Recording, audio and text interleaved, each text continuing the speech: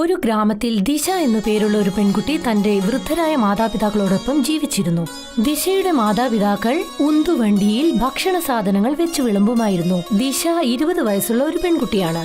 ദിവസം മുഴുവൻ പുസ്തകത്തിൽ ആണ്ടുകിടക്കും.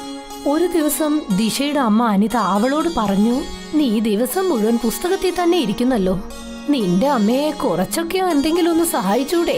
വിവാഹത്തിന് ശേഷം ഇതൊക്കെ നിനക്ക് ഉപയോഗപ്പെടും. എന്താ അമ്മേ നിങ്ങൾ ഈ പറയുന്നത്? വീട്ടുജോലിയെല്ലാം എങ്ങനെ ചെയ്യണമെന്ന് എനിക്ക് നന്നായിട്ട് അറിയാം. മാത്രമല്ല പാചകം ചെയ്യാനും ഞാൻ പഠിച്ചിട്ടുണ്ട്. ഞാൻ പാചകം ചെയ്തു കൊടുക്കുന്ന ഭക്ഷണം അച്ഛന് എത്ര ഇഷ്ടമാണെന്ന് അറിയോ? അതൊക്കെ എനിക്ക് നന്നായിട്ട് അറിയാം. പക്ഷേ ദിവസം മുഴുവൻ പുസ്തകം വായിച്ചുകൊണ്ടിരുന്ന നിനക്ക് എന്താ കിട്ടാൻ പോകുന്നത്? ഏതെങ്കിലും ഒരു പെണ്ണിങ്ങനെ പഠിച്ചിട്ട് അതിനെന്തെങ്കിലും പ്രയോജനമുണ്ടോ? അവസാനം കല്യാണവും കഴിച്ച് കണ്ടവന്റെ വീട്ടിലെ അടുപ്പ് ഊതണം. അങ്ങനെയൊന്നും സംഭവിക്കില്ല അമ്മേ. ദിവസം മുഴുവൻ ഞാൻ പുസ്തകം വായിച്ചുകൊണ്ടിരുന്നാൽ അതിനൊരു കാര്യം ഉണ്ടാവും. പുസ്തകങ്ങളിലൂടെ ഞാൻ ഒരുപാട് കാര്യം പഠിക്കുന്നുണ്ട്. ജീവിതത്തിൽ പുതിയതായി എന്തെങ്കിലും ചെയ്യണമെന്ന് ആഗ്രഹിക്കുന്നു ഞാൻ. അവൾ പറയുന്നത് കേട്ട് ദിശയുടെ അമ്മ എന്തോ ഒന്ന് പറയാൻ തുടങ്ങി. അപ്പോഴാണ് അവിടേക്ക് ദിശയുടെ അച്ഛൻ വന്നത്. എന്റെ മകള് ദീക്ഷ പറഞ്ഞത് വളരെ ശരിയാണ്. അനിത, അവളെ ഒന്ന് പഠിപ്പിക്കേ. ഞാൻ എന്താ പറയാൻ വന്നതെന്ന് വെച്ചാ, എന്താ നമ്മള് നമ്മുടെ പെണ്ണിനെ ജോലിക്ക് അയക്കാൻ പോവാണോ? ഏറ്റവും അവസാനം അവളെ കല്യാണം കഴിപ്പിക്കാനല്ലേ? അങ്ങനെ ഒന്നും ആലോചിക്കില്ല അനിത. ഒരു പക്ഷെ നമ്മുടെ മകൾ ശിക്ഷ നന്നായിട്ട് പഠിച്ചിട്ടുണ്ടെങ്കിൽ ആ പഠിപ്പ് വെച്ചിട്ട് അവൾക്ക് നല്ല ജീവിതം തന്നെ കിട്ടും. അവൾ അവളുടെ പുരുഷനെ വെച്ച് ആലോചിച്ച് ജീവിക്കണ്ട. അതുമാത്രമല്ലാതെ ഇന്നത്തെ കാലത്തിൽ പെണ്ണുങ്ങൾ എന്താ ചെക്കന്മാരെക്കാട്ട് കുറവാണോ? അവരും ആണുങ്ങളെക്കാട്ടും നന്നായിട്ട് അവര് വരുന്നുണ്ട്. അച്ഛാ, എന്റെ സ്കൂളിൽ നിന്ന് 2 ദിവസത്തേക്കായി കാട്ടിലേക്ക് ടൂറ് പോകുന്നുണ്ട്. ഞാനും പൊയ്ക്കോട്ടെ അച്ഛാ? പക്ഷെ മാം 500 രൂപ പൈസ ചോദിച്ചു. ഇത് നോക്കുമോളെ, ഞാൻ എപ്പോഴും നിന്നെ വേണമെന്ന് ഞാൻ പറയേയില്ല. പക്ഷെ നിനക്ക് അറിയാലോ, ഇപ്പോഴൊക്കെ എന്റെ വരുമാനം വല്ലാതെ കുറഞ്ഞിട്ടുണ്ട്. ഞാൻ ഇപ്പോൾ നിന്റെ സ്കൂൾ ഫീസും വളരെ കുറവായിട്ടാണ് കെട്ടിക്കൊണ്ടിരിക്കുന്നത്. പക്ഷെ ടൂറിന് പോകാൻ വേണ്ടി സ്കൂളിലുള്ള എല്ലാവരും നിന്റെ അടുത്ത് പണം ചോദിച്ചിട്ടുണ്ടല്ലോ. അതിപ്പോൾ എന്റെ അടുത്ത് ഇപ്പോൾ പണം ഇല്ലല്ലോ മോളെ. രമൺ പറഞ്ഞത് കേട്ടതും ദിശയുടെ മുഖം ആകെ മാറി. തന്റെ മകളുടെ വാടിത്തളർന്ന മുഖം കണ്ട് രമൺ വിഷമത്തോടെ പറഞ്ഞു, പക്ഷെ നീ വിഷമിക്കണ്ട, ഞാൻ ആരടുത്തെങ്കിലും കടം ചോദിച്ചിട്ട് ഞാൻ അത് ശരിയാക്കി തന്നേക്കാം. രമൺ പറഞ്ഞത് കേട്ടതും ദിശ സന്തോഷത്തോടെ തുള്ളിച്ചാടി. നീ എന്താ മനുഷ്യായത്? ഇവക്ക് വേണ്ടി ഇപ്പൊ കടം വാങ്ങാനും തുടങ്ങിയോ? ഒരു പ്രശ്നവുമില്ല. അവൾ പഠിച്ചതിന് ശേഷം അവൾ എന്തായാലും നമ്മളെ നന്നായിട്ട് നോക്കാൻ പറ്റുമല്ലോ, ശരിയല്ലേ? പക്ഷേ മറ്റന്നാള് നമ്മള് നമ്മുടെ വീടിന് വാടകയും കൊടുക്കണ്ടേ? പിറ്റേ ദിവസം രമൺ തന്റെ ഉന്തുവണ്ടിയും കൊണ്ട് ബസ് സ്റ്റാൻഡിന് സമീപം പോയി നിന്നു. പക്ഷേ രമന്റെ ചിന്ത മുഴുവനും ആരുടെ അടുത്ത് നിന്ന് പണം കടം വാങ്ങാമെന്നുള്ളതായിരുന്നു. അപ്പോഴാണ് ദൂരത്ത് നിന്ന് ഗ്രാമത്തലവൻ വരുന്നത് രമൺ ശ്രദ്ധിച്ചത്. ഗ്രാമത്തലവനും രമണിനെ നോക്കിയാണോ വന്നത്. നമസ്കാരം മുതലാളി. നമസ്കാരം നമസ്കാരം നമസ്കാരം രമൺ. പിന്നെ നിങ്ങൾ സുഖമല്ലേ? നിങ്ങളുടെ ജോലിയൊക്കെ എങ്ങനെ പോകുന്നുണ്ട്? മാർക്കറ്റിൽ ഇപ്പോൾ കൂട്ടൊക്കെ വളരെ കുറവാണ് മുതലാളി. ആദ്യമൊക്കെ എൻ്റെ ജോലി ഞാൻ വൈകുന്നേരത്തിനുള്ളിൽ തീർത്തുക്കും.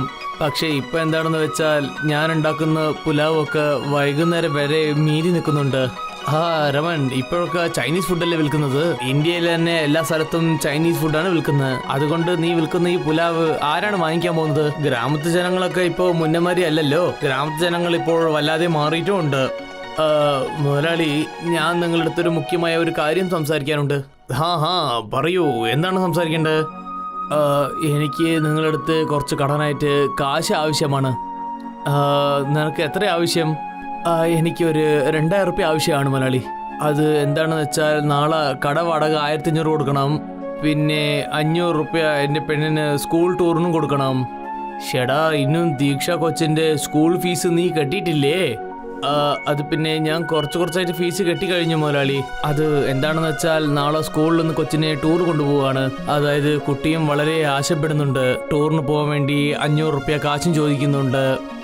ചേട്ടാ, നീ എന്താണ് ചെയ്തുകൊണ്ടിരിക്കുന്നത് രമൺ? നിന്റെ വ്യാപാരമാണ് മര്യാദയ്ക്ക് പോകുന്നില്ല പറയുന്നു. പിന്നെ നിന്റെ കടേന്റെ വാടക കെട്ടാൻ പറയുന്നു. ഈ നേരത്തിൽ കൊച്ചിന് ടൂർ അയക്കുന്നത് ആവശ്യമാണോ? എന്റെ മകൾക്ക് മരം ചെടി കൊടിയൊക്കെ വളരെ ഇഷ്ടമാണ് മുതലാളി. അത് മാത്രമല്ലാതെ അവൾ നന്നായിട്ട് പഠിക്കുകയും ചെയ്യും. ദിവസം മുഴുവൻ അവൾ പുസ്തകത്തോടെ തന്നെ ഇരിക്കും. ഒരു പക്ഷേ വൈകുന്നേരം അവൾക്ക് ഞാൻ കാശ് കൊടുത്തിട്ടില്ലെങ്കിൽ അവൾക്ക് വല്ലാതെ വിഷമമുണ്ടാവും മുതലാളി. രമൺ പറയുന്നത് കേട്ട് ഗ്രാമത്തലവൻ അവന്റെ മുഖത്തേക്ക് തന്നെ നോക്കി നിന്നു. അപ്പോഴാണ് ഗ്രാമത്തലവന്റെ കൂട്ടുകാരൻ അഭിമന്യു അവിടേക്ക് വന്നത്. അഭിമന്യു വളരെ മോശക്കാരനായ ഒരു വ്യക്തിയായിരുന്നു. എപ്പോഴും തലവനോട് കുശുമ്പ് പറഞ്ഞുകൊണ്ടേയിരിക്കും. അവർ രണ്ടുപേരുമുള്ള സംസാരം അഭിമന്യു ശ്രദ്ധിച്ചുകൊണ്ടേയിരുന്നു. അഭിമന്യു ഗ്രാമത്തലവന്റെ ചെവിയിൽ പറഞ്ഞു. എന്താ ആലോചിക്കുന്ന മുതലാളി, 2000 റുപ്യ കാര്യല്ലേ കൊടുത്തേക്ക്. കാരണം രമന്റെ ഈ തള്ളുകൊണ്ട് ഈ 10,000 റുപ്യെങ്കിലും പോകും. ഇപ്പോഴൊക്കെ രമന്റെ കച്ചവടം മര്യാദയ്ക്ക് പോകുന്നില്ല. അവനെ കൊണ്ട് പണമൊക്കെ തീർച്ചയായിട്ടും തരാൻ പറ്റില്ല. അതിന് പകരം നിങ്ങൾക്ക് അവന്റെ കട എടുക്കാമല്ലോ. മൊത്തമായിട്ട് നിങ്ങൾക്ക് 8,000 റുപ്യ കിട്ടും. അഭിമന്യു പറഞ്ഞത് ഗ്രാമത്തലവന്റെ തലയിലേക്ക് കയറി. ശരി, നീ ആ പണം എപ്പോഴാണ് എനിക്ക് തിരിച്ചു തരിക? മുതലാളി, നിങ്ങൾ എനിക്ക് ഒരു 2 മാസം സമയം തരാൻ പറ്റുമോ? ഞാൻ ഇതിനു മുമ്പ് നിങ്ങളുടെ അടുത്ത് എത്ര പ്രാവശ്യം ഇതുപോലെ കടം വാങ്ങിയിട്ടുണ്ട്. ഞാൻ വേഗം തിരിച്ചു തന്നിട്ടുണ്ടല്ലോ. അപ്പൊക്കെ സമയം വേറെയല്ലേ രമൻ? പിന്നെ ഇപ്പോഴുള്ള സമയമൊക്കെ വേറെയല്ലേ രമൻ? എനിക്കൊന്നും മനസ്സിലാവുന്നില്ല മുതലാളി. ഇവിടെ നോക്ക് രമൻ, ഇപ്പോൾ എല്ലാവരുടെ കച്ചവടം വളരെ കുറവായിട്ടാണ് ഉള്ളത്. എന്റെ വ്യാപാരം വളരെ കുറവായിട്ടാ പോകുന്നത്. അതുകൊണ്ട് എനിക്ക് കാശ് വേഗമായിട്ട് വേണം. പിന്നെ വേറൊരു കാര്യം, പിന്നെ നീ എന്റെ അടുത്ത് അടമാനം വെക്കാൻ വേണ്ടി എന്തെങ്കിലും ഒരു സാധനം തരണം. ഗ്രാമത്തലവന്റെ വാക്ക് കേട്ടതും രമൺ സ്തംഭിച്ചുപോയി. ഗ്രാമത്തലവൻ ഉള്ളിന്റെ ഉള്ളിൽ വളരെ നല്ല മനുഷ്യനാണെന്ന് രമണിന് അറിയാമായിരുന്നു. രമണിന് മനസ്സിലായി ഗ്രാമത്തലവന്റെ ചെവിയിൽ 2 മിനിറ്റ് മുൻപ് അഭിമന്യുവാണ് എന്തോ പറഞ്ഞതെന്ന്. രമണിന് തീർച്ചയായിരുന്നു ആ ഗ്രാമത്തിൽ ഗ്രാമത്തലവനല്ലാതെ വേറെ ആർക്കും 2000 രൂപ പണം കടം കൊടുക്കാൻ ഉണ്ടാവില്ല എന്ന്. എന്റെ അടുത്ത് എന്താ ഉള്ളത് മുതലാളി? എനിക്ക് അടമാനം വെക്കണമെങ്കിൽ ആ വാടക വീട് മാത്രമേ ഉള്ളൂ. അങ്ങനെ വെച്ചാൽ നിങ്ങൾക്ക് എന്റെ മേലെ വിശ്വാസം ഇല്ലേ? വിശ്വാസം വെച്ചിട്ട് എന്ത് ചെയ്യാനാ റമൻ? നിന്റെ വണ്ടി വെച്ചിട്ട് തരികയാണ്, ഞാൻ കാശ് തന്നേക്കാം. ഒരു പക്ഷേ നിങ്ങൾക്ക് എനിക്ക് കാശ് തരാൻ പറ്റില്ലെങ്കിൽ ഞാൻ നിന്റെ ഈ വണ്ടി കട എടുത്തു കൊണ്ടുപോയേക്കും. പിന്നെ നീ എന്നെ തെറ്റിദ്ധരിക്കാൻ പാടില്ല, മനസ്സിലായോ? രമൺ ഒരുപാട് ആലോചിച്ച ശേഷം എന്താണ് പറഞ്ഞതെന്നോ? ശരി മുതലാളി, നിങ്ങൾ പറഞ്ഞതുപോലെ തന്നെ ചെയ്യാം. ഗ്രാമത്തലവൻ ചിരിച്ചുകൊണ്ട് ആ സ്ഥലത്തു നിന്നും പോയി. ആ വൈകുന്നേരം രമൺ 500 രൂപ ദിശയ്ക്ക് കൊടുത്തു. ദിശ ഒരുപാട് സന്തോഷത്തോടെ അവിടെ നിന്നും പോയി. അന്ന് നടന്ന എല്ലാ കാര്യങ്ങളും ഭാര്യ അനിതയോട് രമൺ പറഞ്ഞു. നിങ്ങൾ എന്തായി ചെയ്തു വെച്ചിരിക്കുന്നത്? നിങ്ങൾക്ക് നന്നായിട്ട് അറിയില്ലേ അഭിമന്യു വളരെ മോശപ്പെട്ടവനാണെന്ന്? ഗ്രാമത്തലവൻ നല്ല മനുഷ്യനാണ്, കരുണയുള്ളവനാണ്. തീർച്ചയായും ആ അഭിമന്യു എന്തോ ഒന്ന് മനസ്സിൽ ചിന്തിച്ചിട്ടുണ്ട്. അല്ലാതെ ഗ്രാമത്തലവൻ നിങ്ങളുടെ വണ്ടി വെച്ച് എന്ത് ചെയ്യാനാ? അവര് തീർച്ചയായും നമ്മുടെ വണ്ടി അഭിമന്യുവിനാ കൊടുക്കുക.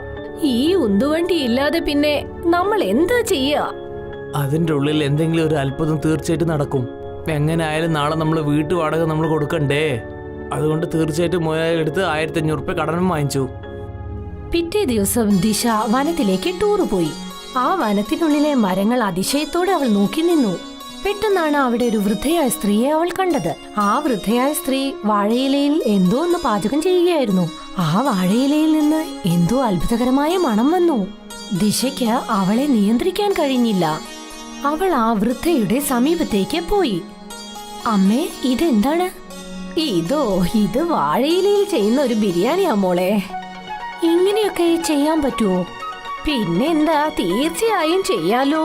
ഈ റെസിപ്പി എനിക്ക് നന്നായിട്ട് അറിയാം. ദിശ ആ വൃദ്ധയായ സ്ത്രീയുടെ മുഖത്ത് സൂക്ഷിച്ചു നോക്കാൻ തുടങ്ങി. നിങ്ങളുടെ മുഖം കണ്ടാലേ എനിക്ക് മനസ്സിലാകും നിങ്ങൾ ഈ വനത്തിനുള്ളിൽ ജീവിക്കുന്ന ആളല്ല. അതുപോലെ ഈ റെസിപ്പിയും ഈ നാട്ടിൽ പുതിയതാ. നീ ശരിക്കും വളരെ ബുദ്ധിശാലിയാ മോളെ. അതൊക്കെ പോട്ടെ, നിനക്ക് എങ്ങനെയാ ഇതൊക്കെ മനസ്സിലായത്? ഞാൻ ദിവസം മുഴുവനും ഇരുന്ന് പഠിക്കും. എനിക്ക് പുതിയതായി എന്തെങ്കിലും പഠിക്കണമെന്ന് ആഗ്രഹമാ. എനിക്ക് നിന്നെ ഒരുപാട് ഇഷ്ടപ്പെട്ടു മോളെ. അതൊക്കെ പോട്ടെ, എന്താ നിന്റെ പേര്? ദിശ. ദിശ, ദിശ, നീ ശരിക്കും ഒരു കാര്യം കണ്ടുപിടിച്ചു. ഞാൻ എന്റെ ബാല്യകാലത്ത് തന്നെ ഒരു പകുതി മുക്കാൽ ലോകവും കണ്ടു. എന്റെ കുടുംബത്തിലെ ബാക്കി എല്ലാവരും എന്നെ വിട്ട് വിദേശ രാജ്യങ്ങളിലേക്ക് പോയി. ആ ദിവസത്തിന് ശേഷമാണ് എന്റെ ജീവിതത്തിൽ ലോകത്തെ പറ്റി ഒരു ചിന്തയില്ലാഞ്ഞത്. പിന്നെ ഞാൻ കാട്ടിലൊറ്റയ്ക്ക് ജീവിക്കാൻ തുടങ്ങി. നിങ്ങൾ എനിക്ക് ഈ റെസിപ്പി പറഞ്ഞു തരുമോ? വേറെ ആരെങ്കിലും ഇത് ചോദിച്ചതെങ്കിൽ എന്നെ കൊണ്ട് പറ്റില്ല എന്ന് പറയുമായിരുന്നു. പക്ഷെ നീ ശരിക്കും ഒരു ബുദ്ധിശാലിയാ. നിന്റെ കണ്ണിൽ കാണുന്ന ആ വെളിച്ചം പറയുന്നു നിനക്ക് ഉയരത്തിലേക്ക് എത്താൻ വളരെയധികം ആഗ്രഹമുണ്ടെന്ന്. ശരിക്കും ഞാൻ നിന്നോട് ഇതിന്റെ റെസിപ്പി പറഞ്ഞു തരാം. ആ വൃദ്ധ ദിശയ്ക്ക് ഇതിന്റെ റെസിപ്പി മുഴുവൻ പറഞ്ഞു കൊടുത്തു. ടൂർ കഴിഞ്ഞ് ദിശ തന്റെ വീട്ടിലേക്ക് മടങ്ങിപ്പോയി. നാളുകൾ കൊഴിഞ്ഞു വീണുകൊണ്ടേയിരുന്നു. രമണിന്റെ ജോലി പൂർണ്ണമായും നിലച്ചു. മാത്രമല്ല, ഗ്രാമത്തലവൻ അഭിമന്യുവിന്റെ വാക്ക് കേട്ട് രമണിൽ നിന്നും ആ വണ്ടി എടുത്തുകൊണ്ടുപോയി. രമണിന്റെ കച്ചവടം മുഴുവനായും നിന്നു. മാത്രമല്ല, വീട്ടുവാടക കെട്ടേണ്ട ബാധ്യതയും കൂടി വന്നു. എത്ര പ്രാവശ്യം ഞാൻ നിങ്ങളോട് പറഞ്ഞതാ, നിങ്ങളത് കേൾക്കാനേ നിന്നില്ല. മോൾ ഇത്രയും കൂടുതൽ പഠിക്കേണ്ട എന്ത് കാര്യ ഉള്ളത്? ഇപ്പൊ പറ, ഇത്രയും അവളെ പഠിപ്പിച്ചതുകൊണ്ട് നമുക്ക് എന്താ പ്രയോജനം? അവളുടെ സ്കൂളിൽ നമ്മൾ എത്ര പണം ചെലവാക്കി? ആ പണം നമ്മൾ കൂട്ടി വെച്ചിട്ടുണ്ടായിരുന്നെങ്കിൽ ഇപ്പൊ നമുക്ക് അതൊരു ഉപകാരമായിരുന്നേനെ. ഷടാ, ഇതില് ദീക്ഷയുടെ അടുത്ത് ഒരു തെറ്റുമില്ലല്ലോ അനിത. അപ്പോഴാണ് അവിടെ ദിശ വന്ന് പറഞ്ഞത്, അച്ഛാ, എന്റെ കയ്യിൽ ഒരു പ്ലാനുണ്ട്. എന്തു പ്ലാനാ മോളെ? കുറച്ചു മാസങ്ങൾക്ക് മുൻപ് ഞാൻ കാട്ടിലേക്ക് ടൂറ് പോയില്ലേ? അവിടെ ഒരു വൃദ്ധയായ അമ്മ എനിക്ക് ബിരിയാണി ചെയ്യുന്നതിന്റെ റെസിപ്പി പറഞ്ഞു തന്നിരുന്നു. എനിക്ക് എന്താ തോന്നുന്നതെന്ന് വെച്ചാ, അതേ ബിരിയാണി നമ്മൾ ഈ ഗ്രാമത്തിൽ പാചകം ചെയ്ത് വിറ്റാൽ നമുക്ക് ഒരുപാട് ലാഭം കിട്ടുമല്ലോ. നീ എന്തൊക്കെ സംസാരാ ഇത്? നീ എന്താ പറയാൻ വന്നത്? നിന്റെ അച്ഛൻ പുലാവൊക്കെയല്ലേ ചെയ്തുകൊണ്ടിരുന്നത്? അനിത, എനിക്ക് എന്താ തോന്നുന്നു വെച്ചാൽ ദീക്ഷ പറഞ്ഞത് ശരിയാണ്. മുതലാളിയും അതാണ് പറഞ്ഞത്. ഇപ്പോഴൊക്കെ നാട്ടിൽ പുതിയ വികയായിട്ടാണ് ഭക്ഷണം ഉണ്ടാക്കുന്നത്. നമ്മളും ഇതുപോലെ പുതിയതായിട്ടൊന്നും ഉണ്ടാക്കിയില്ലെങ്കിൽ പിന്നെ ഇങ്ങനെ തന്നെ നമ്മളും കഷ്ടപ്പെടേണ്ടി വരും. പക്ഷെ എന്താ പ്രശ്നമെന്നാ, നമ്മുടെ മോള് പറയുന്നത് കേട്ടാലും നിങ്ങൾ ആ ബിരിയാണി എവിടെ കൊണ്ടുപോയിട്ടാ വിൽക്കുക? വണ്ടിയാണെങ്കിൽ അഭിമന്യു എടുത്തു പോയില്ലേ? നിങ്ങൾ അതേപറ്റി ഓർത്ത് വിഷമിക്കേണ്ട അമ്മേ. നമ്മുടെ വീടിന്റെ ഈ അവസ്ഥയെക്കുറിച്ച് ഞാൻ ടീച്ചറോട് ഡിസ്കസ് ചെയ്തിരുന്നു. ടീച്ചറുടെ ഒരു കട ഗ്രാമത്തിലുണ്ട്. ടീച്ചർ എന്നോട് പറഞ്ഞു, അച്ഛനോട് എപ്പോ പണം കിട്ടുന്നോ അതുവരേക്കും ആ കടയിൽ നമുക്ക് കച്ചവടം ചെയ്യാമെന്ന് പറഞ്ഞു. ദിശ പറഞ്ഞത് കേട്ട് രമണിന് സന്തോഷമായി. ദിശ പിറ്റേ ദിവസം രമണിനെ വയലിലേക്ക് കൂട്ടിക്കൊണ്ടുപോയി. എന്നിട്ട് അച്ഛന്റെ കൂടെ വാഴയിലകൾ പറിച്ചുകൊണ്ടുവന്ന് ആ കടയിൽ വെച്ചു. രമണും അനിതയും മുൻപേ തന്നെ ആ കട മുഴുവൻ വൃത്തിയാക്കി വച്ചിരുന്നു. ദിശ ആ വാഴയിലയിൽ ബസുമതി അരിയും ബാക്കി എല്ലാ സാധനങ്ങളും നിറച്ചു വെച്ചു. കുറച്ചു സമയത്തിനുള്ളിൽ തന്നെ വാഴയിലയിൽ ഉണ്ടാക്കിയ ബിരിയാണി റെഡിയായി. അതിൽ നിന്നും വളരെയധികം രുചികരമായ ഒരു മണം പുറത്തേക്ക് വരാൻ തുടങ്ങി. ആ വഴിയിലൂടെ പോകുന്ന ആർക്കും സ്വയം നിയന്ത്രിക്കാൻ കഴിഞ്ഞില്ല. പെട്ടെന്ന് ഒരാൾ അങ്ങോട്ട് വന്ന് എന്തു പറഞ്ഞെന്നോ? ഷടാ, നിങ്ങളുടെ കടയിൽ നല്ല രുചിയുള്ള മണം വരുന്നുണ്ടല്ലോ. ഇതേതെങ്കിലും പുതിയ ഹോട്ടലാണോ? രമൺ എന്തെങ്കിലും പറയുന്നതിനു മുൻപ് ദിശ ആ മനുഷ്യനോട് പറഞ്ഞു, നിങ്ങൾ ശരിയായ കാര്യമാണ് പറഞ്ഞത്. ഇത് ഞങ്ങളുടെ പുതിയ ഹോട്ടലാണ്. വാഴയിലയിൽ ഉണ്ടാക്കിയ ബിരിയാണി ഇവിടെ കിട്ടും. ആ മനുഷ്യൻ ഉടനെ തന്നെ പോയി ഒരു മേശയ്ക്ക് സമീപം ഇരുന്നു. എന്നിട്ട് പറഞ്ഞു, എനിക്കും കഴിക്കാൻ ഒരു പ്ലേറ്റ് തരൂ. ചൂടാറാത്ത ബിരിയാണി ദിശ ഉടനെ തന്നെ അവർക്ക് കൊണ്ടുപോയി വിളമ്പി. ആ മനുഷ്യൻ കുറച്ചു സമയത്തിനുള്ളിൽ 5-6 പ്ലേറ്റ് ബിരിയാണി അകത്താക്കി.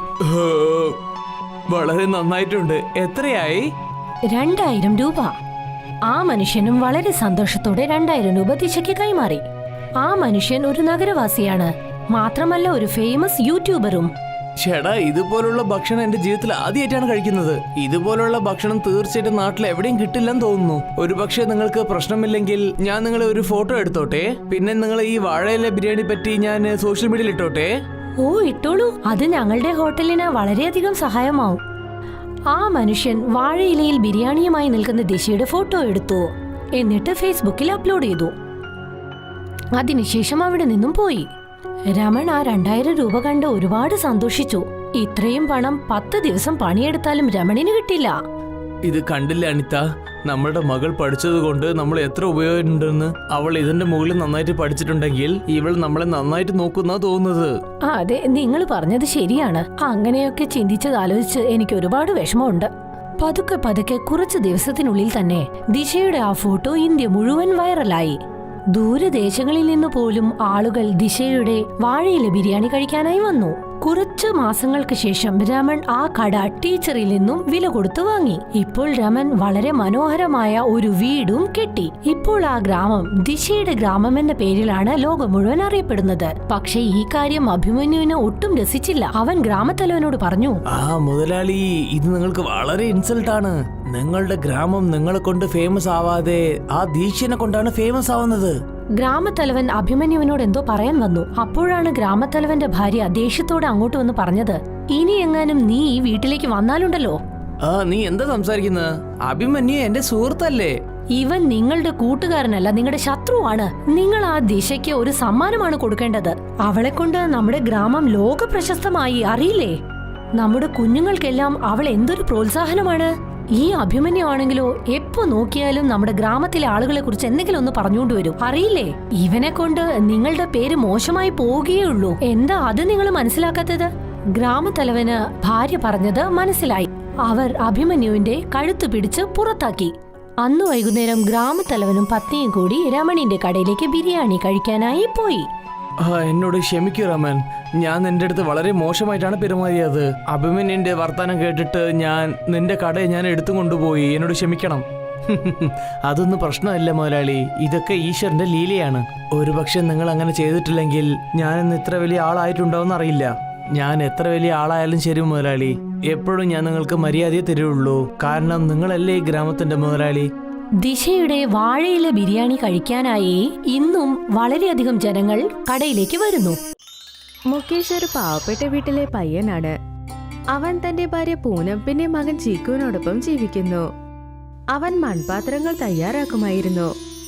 ആരും വാങ്ങാത്തപ്പോൾ ഈ മൺപാത്രങ്ങൾ തയ്യാറാക്കി എന്താ പ്രയോജനം? വരൂ, വന്ന് കഴിക്കൂ. ഒരുപാട് നേരമായി പണി ചെയ്യുന്നുണ്ട്. ഞാൻ ഒരുപാട് സമയം ജോലി നോക്കിയില്ലെങ്കിൽ നമുക്ക് എങ്ങനെ 3 നേരം കഴിക്കാൻ പറ്റും? കുറച്ച് പാത്രം ബാക്കിയുണ്ട്, അത് ഞാൻ ഉണ്ടാക്കിയിട്ട് വരാം. അച്ഛാ, എനിക്ക് മൺപാത്രങ്ങൾ തയ്യാറാക്കാൻ പഠിപ്പിക്കൂ. ഇപ്പോൾ നീ ചെറിയ കുട്ടിയാണ്. നീ വളർന്നു വലുതാകുമ്പോൾ കലം എങ്ങനെ ഉണ്ടാക്കാമെന്ന് പഠിപ്പിച്ചു തരാം. വിടൂ, നിങ്ങളുടെ മകനിത് പഠിപ്പിച്ചു കൊടുക്കാൻ നിങ്ങൾക്ക് ഈ ജോലിയിൽ നിന്ന് എന്ത് കിട്ടി? ഇവനെ ഞാൻ നന്നായി പഠിപ്പിച്ച് വലിയ ആളാക്കും. എന്നാൽ നമ്മുടെ പാരമ്പര്യ തൊഴിൽ ഇതല്ലേ? അതുകൊണ്ട് നമ്മൾ ഒരിക്കലും ഇത് കൈവിടാനേ പാടില്ല. ഇങ്ങനത്തെ കല പഠിക്കുന്നത് കൊണ്ട് എന്താ പ്രയോജനം? ഒരു പ്രയോജനവുമില്ല. കുറച്ച് ദിവസങ്ങളായി പൂനം മുകേഷിന് എന്തെങ്കിലും പറഞ്ഞുകൊണ്ടേയിരുന്നു. പക്ഷെ മുകേഷ് ആണെങ്കിലോ ഈ ജോലി വിടാൻ ഒട്ടും തയ്യാറായിരുന്നില്ല. ഒരു ദിവസം പൂനം മുകേഷിനോട് ഇങ്ങനെ പറഞ്ഞു: ഇവിടെ നിന്ന് കുറച്ചു ദൂരത്തിൽ ഒരു കോളേജ് തുറക്കുന്നുണ്ട്. അവിടെ ഒരു കടയുമില്ല. നമുക്ക് എന്തുകൊണ്ട് അവിടെ ഒരു ചായക്കട തുടങ്ങിക്കൂടാ എന്ന് ഞാൻ ചിന്തിക്കുന്നുണ്ട്. എന്തായാലും ഈ മൺപാത്രങ്ങൾ കൊണ്ട് നമുക്ക് ഒരു ലാഭവുമില്ല. എന്തിനാ വെറുതെ സമയം കളയുന്നത്? പിന്നെ വീട്ടുചെലവിന് പൈസയാണ് ആവശ്യം, മണ്ണല്ല. നീ എന്തിനാണ് വെറുതെ ഞാനുണ്ടാക്കുന്ന പാത്രങ്ങളെ കുറിച്ച് പറഞ്ഞുകൊണ്ടേയിരിക്കുന്നത്? എന്നെങ്കിലും ഒരു ദിവസം ഇത് ഫേമസ് ആകും. എനിക്ക് ആവശ്യമില്ലാത്ത കാര്യങ്ങൾ കേൾക്കണ്ട. എന്റെ ചേട്ടൻ കുറച്ച് പൈസ തന്നിട്ടുണ്ട്. നിങ്ങൾ ആ പൈസ കൊണ്ട് കോളേജിന് പുറത്ത് ചായക്കട തുടങ്ങൂ. അവിടെ പഠിക്കുന്ന കുട്ടികൾ തീർച്ചയായും ചായ കുടിക്കാൻ വരും. നീ തെറ്റിദ്ധരിച്ചതാണ്. കോളേജ് വരുന്നതിന് മുൻപ് അവിടെ ഒരുപാട് കടകളുണ്ട്.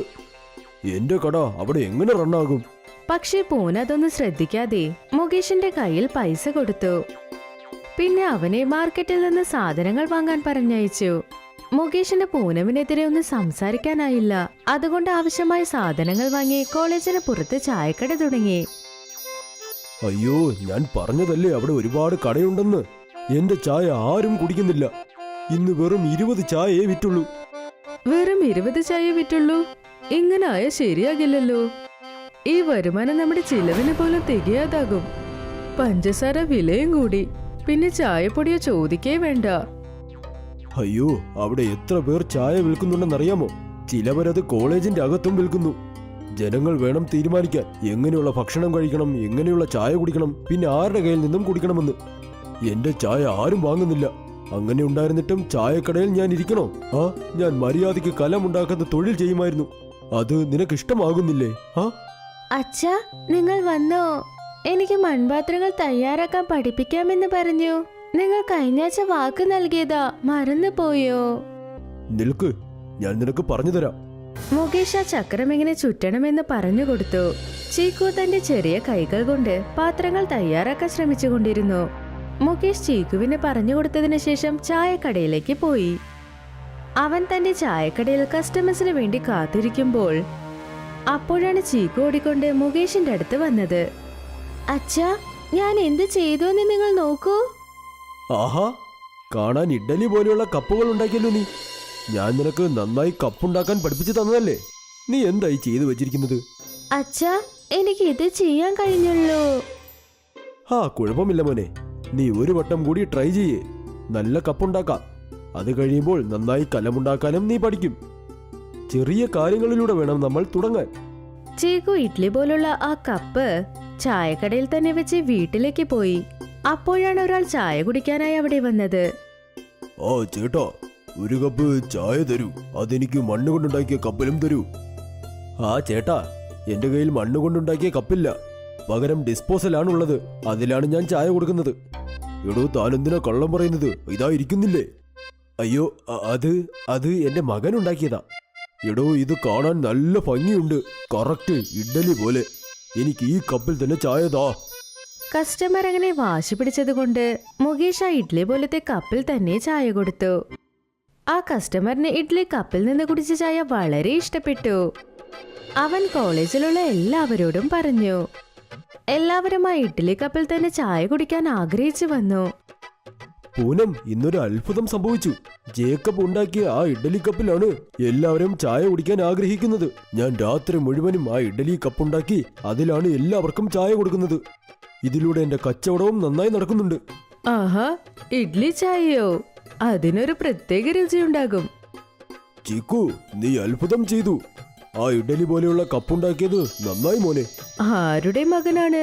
നമ്മുടെ മകൻ ഒരു ദിവസം വലിയ ആളാകുമെന്ന് ഞാൻ പറഞ്ഞതല്ലേ. കണ്ടോ, നിങ്ങളുടെ ചായ വ്യാപാരത്തിൽ അവനെ ഇത്ര സഹായിച്ചു എന്ന്. എല്ലാവരും ആ ഇഡ്ഡലി കപ്പിൽ ചായ കുടിക്കുമ്പോൾ അവരത് നന്നായി ആസ്വദിച്ചാണ് കുടിക്കുന്നത്. ഞങ്ങൾക്കും ആ ഇഡ്ലി ചായ തരുമോ? പൂനം ആ ഇഡ്ലി കപ്പിൽ നിന്ന് ചായ കുടിച്ചതും അവൾക്ക് ആ രുചി വളരെ വ്യത്യസ്തമായി തോന്നി. അവൾ വളരെ സന്തോഷിച്ച് ഇങ്ങനെ പറഞ്ഞു, നിങ്ങൾ അല്ലെങ്കിൽ വളരെ നന്നായി ചായ ഉണ്ടാക്കും. ഇപ്പൊ ഈ ഇഡ്ലി കപ്പിൽ ചായ ഒഴിച്ചതും ആ ചായയുടെ ടേസ്റ്റ് വളരെ കൂടിയിട്ടുണ്ട്, അറിയോ? ആ, ഇതാണ് ഇഡ്ഡലി ചായ. അതുകൊണ്ട് ഇതിന്റെ ടേസ്റ്റും വളരെ നല്ലതാണ്. ഇതിൽ ഇഡ്ഡലിയുടെ മണവും വരും. ഇത് കുടിക്കുമ്പോൾ ചായയുടെ കൂടെ ഇഡ്ഡലി കഴിക്കുന്ന ഒരു ഫീലും കിട്ടും. നിങ്ങൾ പറഞ്ഞത് ശരിയാ. ആ കോളേജിൽ ഒരുപാട് സൗത്ത് ഇന്ത്യൻസ് ആണ് ഉള്ളത്. അതുകൊണ്ടാണ് ഈ ഇഡ്ലി ചായ വളരെ ഇഷ്ടപ്പെട്ട് കുടിക്കുന്നത്. ഇപ്പൊ മുകേഷ് ഇഡ്ലി ചായക്കാരനെന്ന് വളരെ ഫേമസ് ആയി. ഇപ്പൊ എല്ലാരും അവന്റെ ഇഡ്ലി ചായ കുടിക്കാൻ ആഗ്രഹിച്ചു. എന്തെന്നാൽ അവന്റെ ഇഡ്ലി ചായ വളരെ ടേസ്റ്റ് ആയിരുന്നു. എടോ, തന്റെ ആ ഇഡ്ഡലി ചായ വളരെ നന്നായിട്ടുണ്ട്. ഇതിൽ വളരെ ഡിഫറൻ്റ് ആയ ടേസ്റ്റാ ഉള്ളത്. എനിക്ക് ഇവിടെ ഒരു റെസ്റ്റോറന്റ് ഉണ്ട്. അവിടെ ഈ ചായ ഉണ്ടാക്കി തരാമോ? എന്നാൽ ഞാൻ. എടോ, താൻ വിഷമിക്കണ്ട. വരുന്ന ലാഭത്തിലുള്ള പങ്ക് തനിക്കും തരാം. ഞങ്ങളുടെ റെസ്റ്റോറന്റിൽ താൻ ജോലി നോക്കിയാൽ മാത്രം മതി. ഈ ഇഡ്ഡലി ചായ ഞങ്ങളുടെ റെസ്റ്റോറന്റിൽ വെച്ച് സെയിൽ ചെയ്യൂ. ആ, ഇല്ല സാർ, ജനങ്ങൾക്കൊരു നല്ല ചായ കൊടുക്കാനാണ് ഞാൻ ഈ ചായ വിൽക്കുന്നത്. എന്റെ ലാഭത്തിന് വേണ്ടിയല്ല. ഈ ചായ കുടിച്ചിട്ട് അവർ സന്തോഷിക്കുമ്പോൾ എനിക്കെന്റെ ലാഭം ലക്ഷക്കണക്കിന് സമ്പാദിക്കുന്ന ഫീലാ കിട്ടുന്നത്. നിങ്ങളുടെ റെസ്റ്റോറന്റിൽ എന്തായാലും ദരിദ്രരൊന്നും വരാൻ പോകുന്നില്ല. എന്റെ ചായക്കടയിലേക്ക് എല്ലാ തരത്തിലുമുള്ള ആൾക്കാർ വരും. ഈ ഇഡ്ഡലി ചായ ഞാൻ എല്ലാവർക്കും വിൽക്കും. വെറും ധനികർക്ക് മാത്രമല്ല. എടോ, താൻ പറയുന്നത് കേൾക്കുമ്പോൾ എനിക്ക് തന്നോട് അഭിമാനം തോന്നുന്നു. ഞാൻ വെറുതെ തന്നെ ഒന്ന് ടെസ്റ്റ് ചെയ്തതാ. ഈ ഇഡ്ഡലി ചായ ഇപ്പോൾ നന്നായി സെയിലാകുന്നില്ലേ? അതിൽ തനിക്ക് അഹങ്കാരമുണ്ടോ എന്ന് ടെസ്റ്റ് ചെയ്തു. എന്നാൽ താൻ വളരെ സത്യസന്ധനാണ്. ഈ ചായക്കട നന്നായി ഗ്രോത്ത് ആകണമെന്ന് ഞാൻ ദൈവത്തിനോട് എന്നും പ്രാർത്ഥിക്കാം. ഇങ്ങനെ തന്നെ കസ്റ്റമേഴ്സ് ഇവിടെ വന്നുകൊണ്ടേയിരിക്കട്ടെ. മുകേഷ് ഇതുപോലെ എല്ലാവർക്കും സേവനങ്ങൾ ചെയ്തുകൊണ്ടിരുന്നു. അവൻ തന്റെ ചെറിയ കടയിൽ തന്നെ ഇഡ്ലി ചായ റെഡിയാക്കി വിറ്റുകൊണ്ടിരുന്നു. അത് ജനങ്ങൾക്ക് ഒരുപാട് ഇഷ്ടപ്പെട്ടു. പിന്നെ എല്ലാവരും അവനെ ഇഡ്ലി ചായക്കടക്കാരൻ മാമൻ എന്ന് പറഞ്ഞ് ഫേമസ് ആക്കി. ഇപ്പൊ അവനെക്കുറിച്ച് യൂട്യൂബിലും ന്യൂസ് ചാനൽസിലും വരാൻ തുടങ്ങി. ഒരുപാട് പേർ അവന്റെ ഇഡ്ലി ചായ കുടിക്കാൻ ദൂരത്തു നിന്നും വന്നു. ഇപ്പൊ അവൻ മുകേഷ് ചായക്കാരനല്ല, അവൻ ഇഡ്ലി ചായക്കാരനായി മാറി.